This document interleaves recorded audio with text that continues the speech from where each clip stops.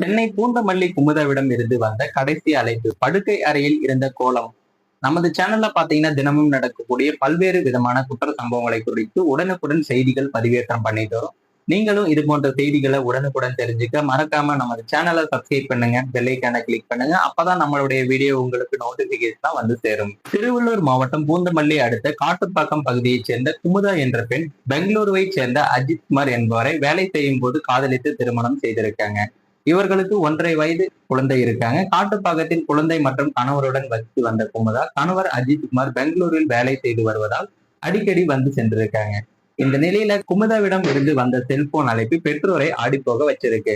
காதல் திருமணம் செய்யும் பெண்கள் திருமணமான சில மாதங்களில் அல்லது ஒரு சில ஆண்டுகளிலேயே வாழ்க்கை முடித்துக் கொள்ளும் தவறான முடிவெடுக்கிறாங்க. சின்ன சின்ன பிரச்சனைகளை எல்லாமே எதிர்கொள்ள தெரியாமல் தவறுகளையும் செய்கிறாங்க. அவமானங்கள், வலிகள், பிரச்சனைகள், கடினமான சூழல்களை போன்றவற்றை எதிர்கொள்ள சமூகம் அவர்களுக்கு கற்றுக் கொடுத்ததா என்றால் நிச்சயம் இல்லை என்றுதான் சொல்ல வேண்டும். இதனால 2K கிட்ஸ் பலர் உளவியல் ரீதியாக பாதிக்கப்பட்டிருக்காங்க. அவர்கள் சந்தோஷங்களை மட்டுமே அனுபவிக்க பிறந்தவர்களாக பெற்றோர் வளர்த்திருக்காங்க.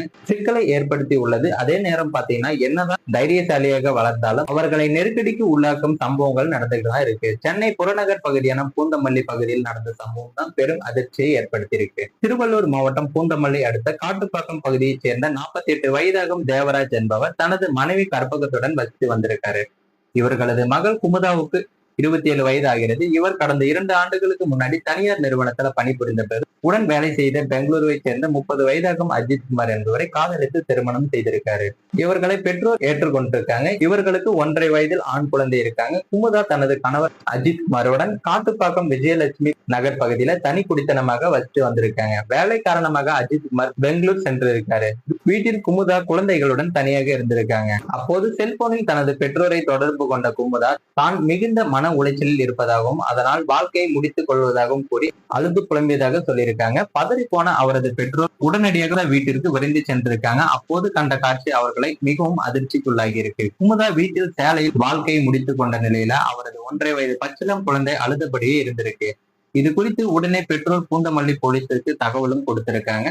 போலீசார் சம்பவ இடத்திற்கு விரைந்து வந்து இறந்து போன குமுதா உடலை மீட்டு பிரேத பரிசோதனைக்காக கீழ்ப்பாக்கம் அரசு மருத்துவமனைக்கும் அனுப்பி வைத்து விசாரணையை மேற்கொண்டிருக்காங்க. இது தொடர்பாக பூந்தமல்லி போலீஸ் நிலையத்தில் தனது மகளின் சாவில் சந்தேகம் இருப்பதாக கூறி குமுதாவின் பெற்றோர் புகார் அளிச்சிருக்காங்க. இது தொடர்பாக அவர்கள் செய்தியாளர்களிடம் தெரிவிக்கும் போது தனது மகளுக்கு திருமணம் ஆன நாள் முதலே அஜித் குமார் கூடுதல் வரதட்சணை கேட்டு கொடுமைப்படுத்தியதாகவும் இதனால் ஏற்கனவே ஒரு முறை குமுதா வாழ்க்கையை முடித்துக் கொள்ள முயற்சியதாகவும் தெரிவிச்சிருக்காங்க. இதையடுத்து அவரது சாவில் சந்தேகம் இருப்பதாக போலீசார் வழக்கு பதிவு செய்து விசாரணை மேற்கொண்டு வராங்க. மேலும் திருமணம் ஆகி 2 ஆண்டுகள் ஆவதால் RTO விசாரணைக்கும் பரிந்துரைக்கப்பட்டிருக்கு. அண்மையில திருப்பூர் மாவட்டம் அவினாசியில வரதட்சணை கொடுமையால் ரிதன்யா என்ற புதுப்பெண் வாழ்க்கையை முடித்துக் கொண்டார். அதே போல அடுத்தடுத்து சம்பவங்கள் நடந்து வருவது பரபரப்பை ஏற்படுத்தியிருக்கு. தயவு செய்து இது போல தவறாக முடிவெடுக்க வேண்டாம். வாழ்க்கையில் தவறுகள் நடப்பது இயல்புதான். அதற்காக முடித்துக் கொள்ள நினைப்பது முட்டாள்தனம். மேலும் இது போன்ற வீடியோக்களை உடனுக்குடன் காண மறக்காம நமது சேனலை சப்ஸ்கிரைப் பண்ணுங்க. வீடியோ பயனுள்ளதாக இருந்தால் மற்றவங்களுக்கும் ஷேர் பண்ணுங்க.